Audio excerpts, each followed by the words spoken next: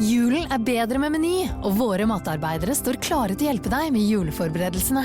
Denne helgen får du blant annet et stort utvalg norsk angusbiff til minus 30%, 400 gram fersk norsk kjøttdeig til 54,90, årets lutefisk av skrei til 139 kroner per kilo, og plukk og miks 3 for 2 på alt fra Jakobs utvalgte, i butikk og levert rett hjem. Meny, spiser du bedre, lever du bedre. Jeg traff Elixir på Metal Merchants i 2011. Intervjuet ble publisert på Eternal Terror, men aldri sendt. Jeg heter Helle Steinkløv, dette Jernverket. Men du, før intervjuet noe jeg må si. Det ikke gratis å lage Jernverket, så hvis du vil støtte produksjonen av programmet, så det helt genialt hvis du vil donere et par slanter.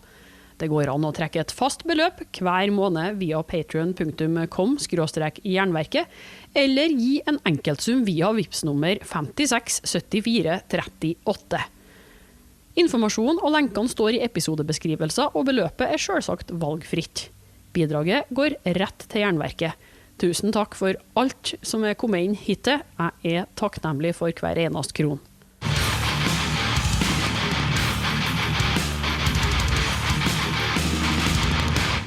Okay, I'm Paul Taylor, singer with Elixir. Gordon, guitarist. Phil Denton, guitarist. I'm Nigel, the best looking one in the band, and I play the drums. Kevin Dobbs, bass. Ja! His mommy loves him. All right, I'm here together with Elixir at the Metal Merchants Festival. And you were playing here yesterday. How did it go? I thought it went fantastic. Great crowd. Once we got the sound sorted out, it was fantastic. We're in business, and the crowd lifted us, and we had a great gig. Yeah. Standing in the front line myself. And Yes. You were down in the front. having fun. Yeah, the crowd were great. Good crowd. Could you just start by telling us the formation about the formation of Elixir in 1983? That's correct. Correct. Yeah. Yeah. The two brothers, Kevin and Nigel. Yeah. Yeah, we sort of formed the band, me and my brother, with another guitarist who's a friend of ours called Steve, and then we was looking for another guitarist, so we put out a few ads and. For a good one. Yeah, I was looking for a good one then, but along came Phil. Along came Phil, so we started writing material with the other guitarist, but eventually decided to call it a day. So it was just the three of us, and then we looked for a singer, and then Paul came along, and then eventually to find one more guitarist in the band, so another few ads went out and we found Norman. So, and that was the lineup then. So We did have a female singer for a while. oh yeah, well, Yeah, I saw keep that. forgetting about Yeah, that. because there was Steve and the two Dobbs Sally brothers, Pike, yeah. and then me, and then we looked for a singer. We had a girl called Sally, and we did one demo tape with that lineup. But we played that demo tape to Neil Kay, who was the DJ at the local place where we used to play. And he liked Sally, and he said he was putting together a girl band in America. Would you like to join? So she went off to do that. And so we was without a singer again, but then we got Paul a year later. But what do you think about girl singers in metal bands? Because you went over to a guy, from a girl to a guy. Yeah. What's the story Nothing behind to do with tuning, I think. Well, Sally was more in tune. I think if they can sing, if they can do the business, why not? You know, if they can step up to the mark and belt it out, why not? Not opera, but more heavy metal. Yeah, definitely. Crystal Viper, and they got a fantastic singer. She's Martha's a fantastic vocalist. Back in the day when we were around, it was Warlock with a flying the flag with, really. Doro was a female singer. We wouldn't have minded being in a band like Warlock. That was our style of music. So, Doro was okay with him. But you're having an anniversary these days for the Son of Odin album. Yeah. 25 years ago. We can't believe it. We look so young. We was only 5 at the time. You're still very good looking. Could you tell us about the Son of Odin album? It's that's kind of a legendary album in the heavy metal. We can't remember reviews. I'll tell you one thing that happened about it. it's not often known. The first day there, I caught my finger in the door. That one. The third one in, and I had to do all the rhythm with 3 fingers instead of 4. And do all the lead solos on the last day or two. And it was agony. I did all the leads and it was an agony. That's Django Reinhardt style. Yeah. It was a big massive blood vessel blister came up in the organ, and I got this stuff from the chemist just spraying all the way trying to harden it up and everything. And I was just Still, it sounds good. Yeah, I mean, that first solo on the first I couldn't track, believe it. Star of Bashan, is like... the first time I ever went in the studio proper to record an album, that happened. But hey, And we got it as right. usual, the musicians take so long. I think I've got about 3/4 of a day to record all the vocals. I don't think it's much more than that.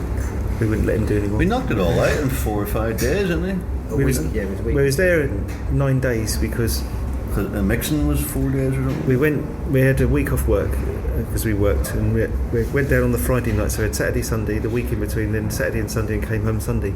We've got the 9 tracks all sort of mixed by the Sunday lunchtime, so we had a couple of hours left, so we quickly did Chariot of the Gods, an instrumental one, which we sort of kept as a 10th track for a B-side of a single or something, which we never got to release. So that song came to light when Son of Odin came out on CD. They asked if we had any extra tracks, and we said, yeah, Chariot of the Gods. So That's tenth instrumental, track. Yeah, but that was just done quickly in an afternoon. We bashed through that. Norman put another solo on in great pain and mixed it quick, and that was it, all done. Do you think albums get better when they are played in a few days? Because now bands often use over a year and take a long time, perfectionism. Is it more a kind of nerve in the albums that are just... I think if you can get it done within the first couple of takes, when it still feels fresh and you're still excited, because it gets to the point, especially with lead breaks, you can't keep it up. The stamina, you start getting tired and you can't do it the same. So if you can get it laid down the first couple of takes, I think it captures the energy more. The longer you try and perfect it right now, I think it loses a little bit of something. But against that, I mean, there's plenty of things in the Son of Odin album that we'd like to have gone back and re-recorded and touched up and made a little bit better. And we just didn't have the time to do it. Or the money. Or the money, yeah, exactly. Couldn't afford to be in the studio for months, or years. Yeah. You know, we just What would you like to change then?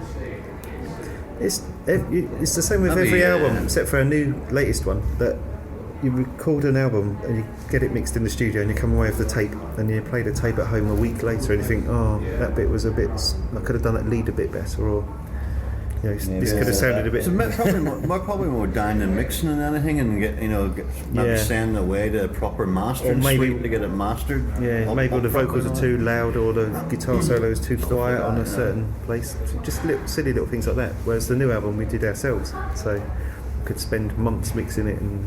So the sure All it's right. Hallows Eve is the perfect album, in your opinion? Well, in mine, yeah. I would have liked to have recorded Midnight Messiah again. I don't think the vocals That's weird. Yeah, Midnight Messiah was just the first song, that album that we wrote, and we already played it live a couple of times, and we knew that song better than all the others. Some of the others were new, but when we come to record it, I don't know, it just seemed the hardest one to do. I get a feel on it for some reason, but I mean it's not bad. But I would like to give them that a bit. There's different problems on it. It's just we didn't have a proper studio. We had to make do with a rehearsal place, and even the guitars were different this time. We didn't really. It's more through the desk and stuff as opposed to doing the vocals in out Phil's back garden is never great. Yeah, mate. Neighbours tend to cabin. shout, yeah. Yeah, it's just that we sort of tick along where we hire a studio, spend a couple of £1,000 on recording, get a record deal to release it or whatever, and then we've got the money to record the next one. But Majestic Rock released our album in 2006, Mind Creeper, and they went bust, couldn't pay us any money, so we paid out for a studio and the recordings. We didn't have any money, we didn't have any option really but to record ourselves or wait years till we've got the money to do a new album. So couldn't take a risk. I bought a multi-track desk and just recorded ourselves at our rehearsal room, some of it, and some of it back home at my place. But I liked doing that myself. Yeah. It gives us more time to experiment. Yeah. You heard the new album? I've heard parts of it. I haven't bought it yet, so I haven't heard it in a whole. Right. I have to admit that. But when you started out, you were playing for a few years. But what happened? I read about this Friday 13th in February 1987, that this was a special disastrous day. Why was this? Why? It's a long list.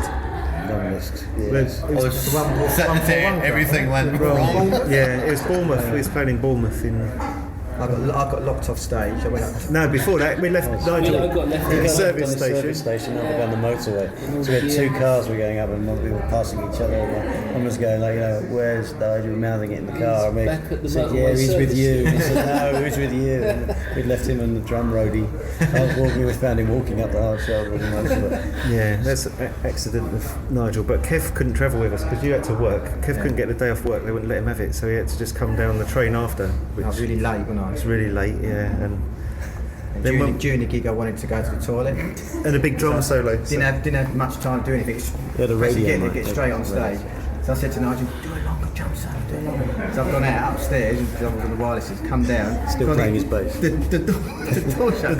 The door Some locked playing behind. guy, looking around. The bass player's not on stage, and suddenly our manager. Open the He's still door. playing. He still came in on. Yeah, and I came in behind a locked door. That wasn't the one with the dodgy keyboard. I think it was a dodgy keyboard. Oh, as yeah, well, yeah, because we were yeah. going to do the Son of Odin intro, which is just like two notes on a keyboard, and of course. No, it was New Visions of Darkness. Oh, whatever it was. It was just with like one or two notes or a chord. I don't know. We had this new keyboard and we said to Paul, look, push this Just keys press that button and go. So and all the lights went out. So I pressed the button and it started off the automatic drum machine instead. And As this bossa nova comes out over the piano, it was like. So it wasn't great. I forgot about that. And I couldn't see to turn it off either. So. Sounds like an American sitcom. It was just one of them days that everything sort of went wrong. But is this why you quit touring when you gave out the Lethal Potion in 1990? This disastrous day?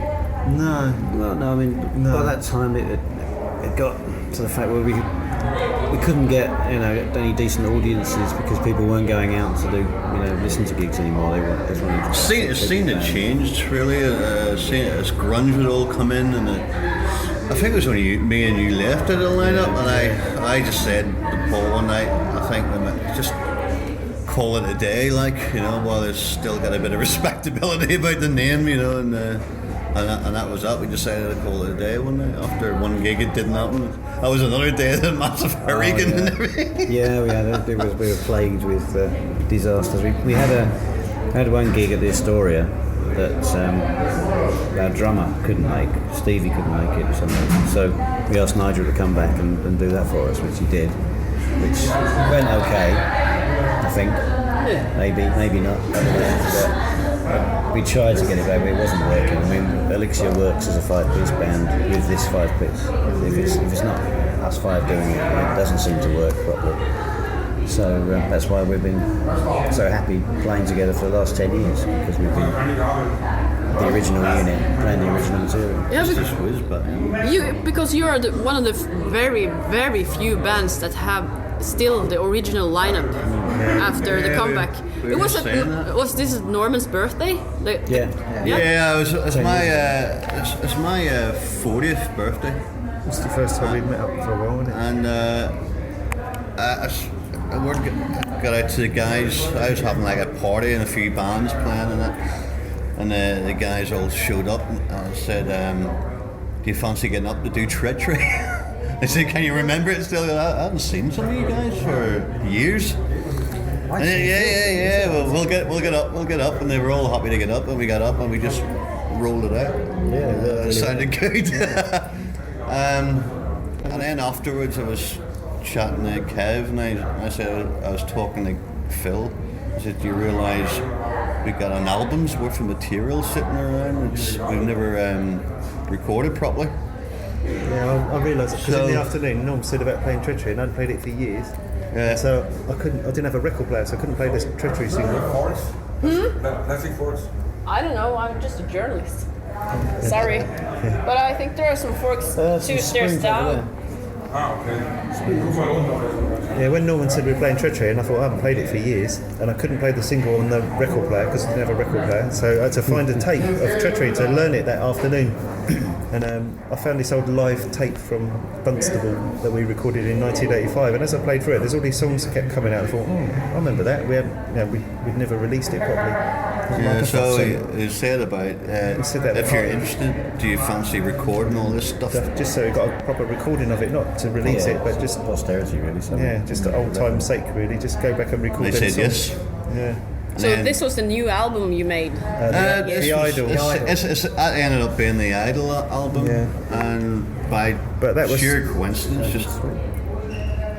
But first of all, Manos, the cult metal classics label in Greece, contacted me through the internet about a week or so after Norman's birthday. Just after that? And just said, we want to release the Son of Odin on CD. Reissue? Yeah, because it'd never come out on CD, it's only been on vinyl before. And he said, are you interested? And first of all I said, I don't think anyone wants to hear that, it's 15 years old, no one knows that. And he said, yeah, no, it's become a cult album in Greece and you can't get it because it's on vinyl.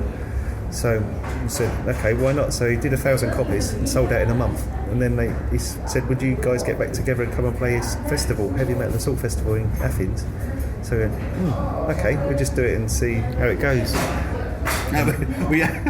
We thought we'd be the first band on something. Do play for about half an hour, and the next thing they said, your headline it. Oh shit! We better get our ass in the gear and do some practice. We did a warm-up gig in London first in a pub, and that went okay. And then when we got to Athens, everything was running really late. We got on about 1 in the morning, and all the lights down. I thought, how's this going to go? Because the band on before us, Sacred Steel, they went down pretty well as well. I thought, skinhead. We was a bit worried. And German guys. So the intro music finished and that. We ripped into songs, and we did the Idol first, so they didn't know too much. But as soon as we started up with Trial by Fire, the second song, which was from Son of Odin album, everyone's like this big massive roar come at us, and they were singing all the words and chanting along all the riffs, and it just was taken back because last time we played no idea anybody knew about it really well. Yeah. So you'd really have a 10-year sleep, and then you came back by accident almost, and almost by accident. And then everyone were just like chanting your Son of Odin album, and singing all the words, and like we played about 2.5 hours that night. They would just kept saying more and more, and we played everything that we had, and got out about 3:30 in the morning. It was great. And from that, some guy saw the video, I think, and put us on, asked us to play Keep It True, and from Keep It True we did Headbangers Open Air and Heavy Metal Maniacs in Holland, and it's just carried on from there. So we just sort of said we'd just do this one gig and have fun, and that's it. But it's just kept on being fun, really. So then Cult Metal Classics said, have you got any old material? And we remembered, as I was saying on that tape I found, Norman's birthday, all these old songs. So we recorded the old songs first, like relearned them, and recorded that and released that. But then we said it'd be a proper reformation once we write new songs and do a new album. So we did that. Was Mindcreeper in 2006, was whole new songs, and then now we've got to do All Hallows Eve. So your success just have continued after this Greek gig, really? It just kept going, People heard, either saw or heard about the festival we just done, and said, oh good, they're still alive, they can still do stuff, and booked us for other festivals, so we bounced around the world doing festivals. Yeah, and as we play the festivals, you bump into other bands back from the 80s who are doing saying the same thing. All of a sudden, people want to hear us again, and there seemed to be a bit of a demand, so it's a bit of a surprise probably for all our bands, really. And then we used to say, why isn't there any festivals like this in England? It's dead in England, and there wasn't any. So I did my own British Steel Festival, so we do that now. And we have like 80s bands like us on. We've got one coming up in a few weeks. Yeah, could you tell us about, a bit more about the British Steel Festival? Which bands do you book? Right, well this one coming up... who's still alive first. This one coming up is Pagan Altar, Steve Grimmett's Grim Reaper, us, a band called Saracen, who were around in the 80s and back again, and a band called Agincourt, who are a new wave of British heavy metal band, who sort of reformed recently. We've had, the first one we had Demon, we've had Tigers of Pantang, Jaguar, Chariot, Handsome Beasts, Cloven Hoof, Witchfind, Praying Mantis, that's on the third one. sort of bands like that, new wave British heavy metal bands, really, British bands, because we just want, because of the costs, like, I don't know how these festivals do it, fly bands in and make money. Zero. We get a crowd of about 250 people, and out of that 50 are perhaps English, the other 200 are from Germany and Greece and everywhere else, so it's hard work to get anything going in England as well, because as years go on there's not so many bands to play it, just try to keep it. But we have a strict policy because obviously we sort of run it. We always insist on playing it because that's only fair. We haven't really got any particular running order. Everyone gets the same length. Yeah, we all have the set, same. and nobody gets paid a fee as such. We just share the profits between us. All the money that comes in, we have to hire the venue, to pay the lighting guy, pay the sound guy, pay the bar advertising, staff, promotion, do everything. The money that's left. But after that we split the money equally between the 5 bands. Yeah. And we have one sort of back line, so there's not a band like forced like with support bands. You see all the bands with their headline band with all their gear all over the stage, and they've got like 2 inches of space in front. This is just one back line, and we all get the same stage space. So we try and make it as equal as possible. It's been really good for other bands, though. They take the risk and come down to London to play their gig, knowing they're not probably going to cover their costs. Yeah, like Hammerhead, they come from miles. Yeah, people see them playing and then realise they're still alive and playing, and then they get booked for things around the world from that. Yeah, I see the new wave of British heavy metal scene is growing now these days. You think so? Yeah, it's more and more festivals. This Metal Merchants is pretty new. It's just 3 years old. Yeah. And then we have Keep It True, the British Steel, and there are small festivals popping up all over Europe. Nothing in England though, really, only us. Only as I say, it's more so in Europe where it's still more popular. I think it's popular because at that time people were still writing songs. It wasn't particularly a type of how fast can I play a guitar riff and growl at people. It was more melodic music, but it was still heavy, and that still shows. And I think people do appreciate a good song as well as good musicianship. But isn't it weird that the crib of heavy metal, as in England, Great Britain, that it's still so small there, but in Germany and the Nordic countries, it's big, like in Greece. Yeah, no, it is really surprising. The trouble is in England, you've got a program called The X Factor. You know that, and the front pages of all the newspapers every day is Cheryl Cole this and Cheryl Cole that. Yeah, and Simon same here. And that, the main majority of people in England just force-fed by the media. It's on the TV and the papers. Yeah, that's all they know. Probably 99% of the people just lap that up, and that's what they think music is. But it's perhaps the 1% of people that want something different that go out and find rock. Although, from my experience of like the young kids now, they play computer games these days. They buy records, but Guitar Hero and stuff like that. My 2 sons, they're like listening to Merciful Fate and stuff again now because they've heard King Diamond on the Metallica game and stuff like that, and they've got into it. And sometimes they surprise me. We was playing in Italy with Diamond Head in November, and I said, I'll have to go and get a Diamond Head album and listen to it because I don't really know them. And my son goes, I've got one here, Dad. Oh, thanks. So he's into other heavy metal bands and stuff like that, and surprises me sometimes. He bought me Accept's album for Christmas. That's cool. Så hyggelig at dere inviterte til juleverksted. Ja, hyggelig at dere vil komme. Pepperkake og musikk og sne. Det så spinnvilt.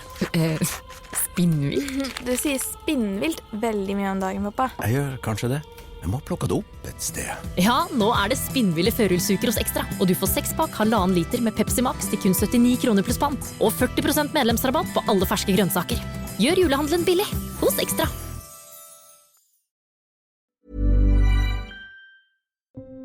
Over 70% av alle nye nettsider laget kun for å svindle oss. Du sikker på at du klarer å gjennomskue alle? For sikkerhetens skyld har vi inkludert viktige sikkerhetstjenester i våre mobilabonnement, slik at du blant annet kan surfe sikrere. Bli tryggere med mobilabonnement fra Telenor. Se telenor.no.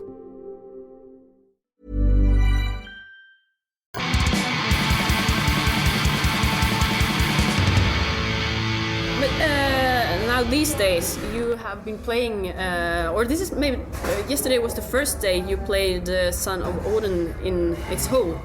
No, we've done it before in Greece. Greece. Did it before, yeah. We did it in Greece. First time was in Greece. But yeah, because you have given out more albums than Son of Odin, but now you're playing mostly songs from that album because of the anniversary. Yes. But how does it feel that people appreciate that album so much more than your newer releases? It is strange. We're not quite sure why. People have grown up with it and like it, and they feel happy and comfortable with it. Yeah. I mean, that's good. We're very honoured that they do. I mean, we think the new album is as good as anything we've done. And in 25 years' time, people will like the new album. But so we'll have to go around all over again and do that. We're a small band, and we haven't got £2,000 to put big adverts in classic rock magazine in England, and we can't promote it on the radios and stuff. We haven't got that money to promote the album, so all we can do is sell it on our website, and slowly the trickle of albums goes out, and someone hopefully likes it and tells their friends, and they buy it, and the word is spread. It just takes a lot longer than a big band like Iron Maiden, who, they put a new album out and everyone knows it's out there and get it straight away. I mean, it happens with every band. I mean, people say Deep Purple, people say Machine Head's their best album, but Fireball's a great album. In Rock's a great album, and Burn the Stormbringer are great albums. So people have their own favourites. And with us, it's a safe bet. I mean, people haven't got that much cash to go around buying albums on spec, so everyone, has heard of that one, so they'll go for that one first to make sure they like it. But what's the difference between Elixir 1986, Elixir 2011? The difference between Son of Odin time and All Hallows Eve? About 20 stone. And a lot less hair. You're just as tough and just as fast. I think if anything, I think we're a bit more accomplished players now. The dynamics were first time around it'd be all flat out, full out, But now we can lift, get the mood of the song. We're much better crafted at that. I think the songwriting is better, although some people would probably dispute that. There's no pressure. Before it was a case of why can't we get signed up? Why can't we make we wanted a record deal and pack in our jobs and go professional, and that's what our goal was. Main thing, If anything, I think we're a bit heavier now. These days, we just said when we got back together, we just do it for fun. If we stopped enjoying it, we'll stop doing it. But we haven't stopped enjoying it. When we get on stage, it's turn up the volume and and rock it out. It's great. It's just the enthusiasm's still there, the passion's still there. I mean, in the last two albums, we've experimented a bit. We've dropped tune, dropped the bottom A to D and stuff like that. So there's a different tunings which we never did before. So we did a few songs doing that sort of thing, which is new for us. Yeah, it turned out really well. It got some cracking songs out of that. And the new album, we've done a 14 minutes 15 seconds song, the Epic, which we probably couldn't do when we were hiring a studio. It cost a fortune because it took time to put it together, but recording it ourselves, we could do that. So I think we worried too much about what people would think of it if we did it, so we wouldn't do it. So now we write things that we like, and if we think it sounds good, and we think the production sounds good, then hopefully the people that we want to like it will like it. So it's more confident. You're more confident. Less stressed, I think. More fun involved, and we hope everyone likes it. But plus who knows there's going to be an audience here this time round. I suppose.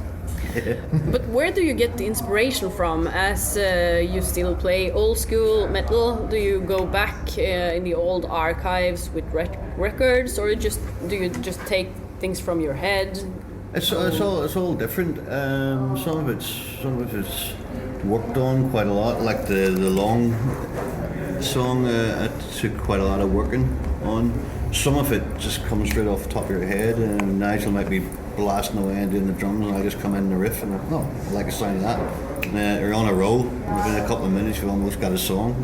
Sometimes it just happens like that. There's a couple of songs in there we hadn't even played as a band when we were recording them until afterwards, really, wasn't it? But the question was what about inspiration from? I mean, a couple of these boys listen to the more modern music, but I don't. I still listen. I've just got CDs instead of vinyl now, but I still listen to Black Sabbath most of the time, or Heaven and Hell, as they were. You'd probably be horrified by my record collection. Deep Purple, Thin Lizzy. I'm still listening to the old school rock mostly. I'm still catching up. I like Black Country Communion. Do you know Black Country Communion? No, I haven't. It's Glenn Hughes from Deep Purple and Joe Bonamassa. It's a new Jason project. Bonham. Yeah. They've just done a new album, but it's like 70s old school rock really. So I like it, but most of the time I'm listening to old albums still. What about you? You said I would be frightened of your collection. Yeah, you wouldn't know anyway. Like I mean, you two and no. I mean, It's further back than that. Captain Beyond. You heard Captain Beyond? some songs. Captain Beyond. Yeah, I'll believe it. Yeah. Iron Butterfly, is that one? Iron Butterfly, Vanilla Fudge.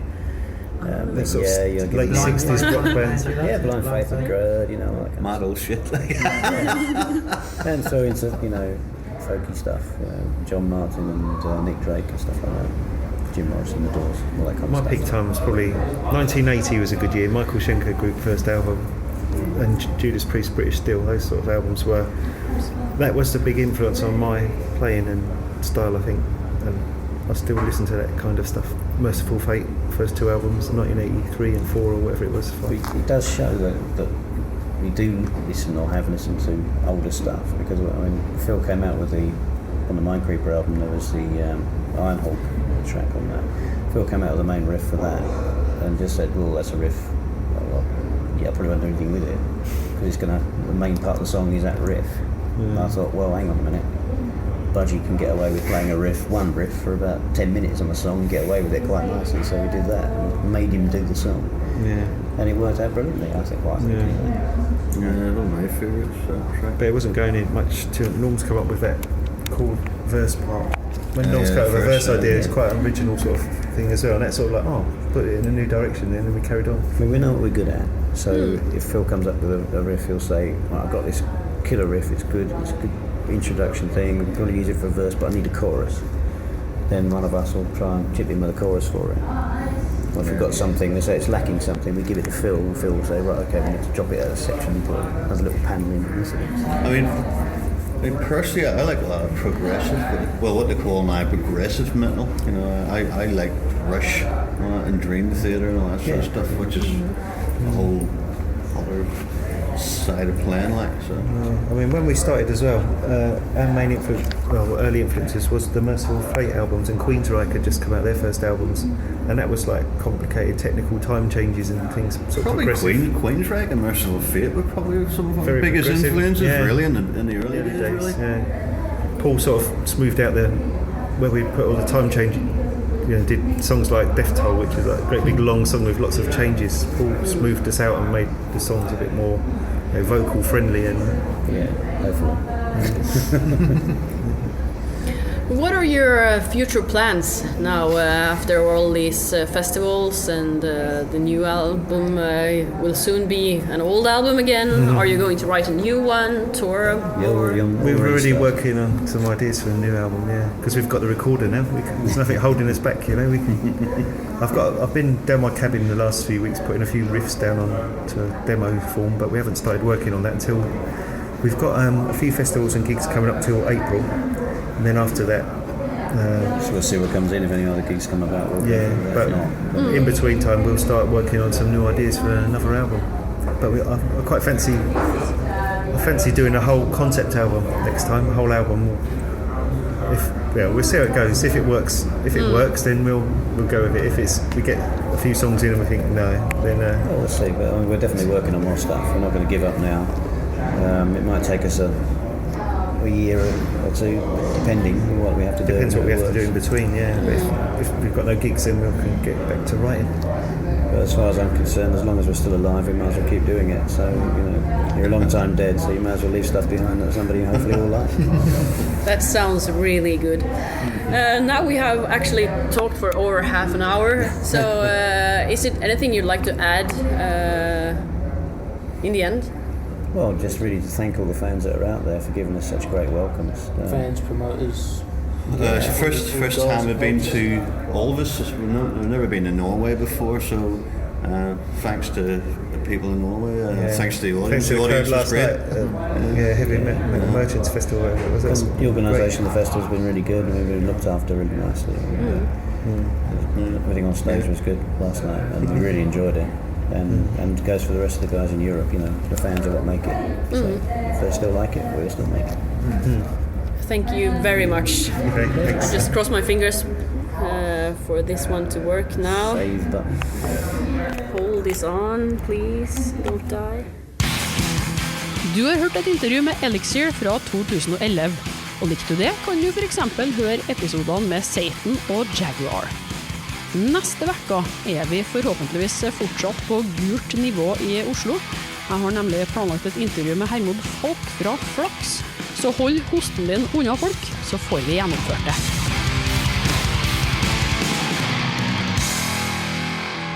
Hvis ikke du gjør det allerede, abonner på Jernverket podcast via podcast-app eller gå inn på jernverket.com. Fortell alle du kjenner om podcasten og legg gjerne igjen en god anmeldelse der du hører. Vil du bidra med noen kroner for at jeg skal kunne fortsette, kan du gi støtte via Patreon eller Vips. Info i episodebeskrivelser. Husk på å følge Jernverket på Instagram og Facebook også, for konkurranser, diskusjoner og musikktips. Akkurat nå kan du vinne skiva og merch fra både Dark Essence og Katalogen. Helle Steinkløv, det meg. Jeg kjører på med et nytt eller gammelt hardrock-intervju hver fredag. Høres!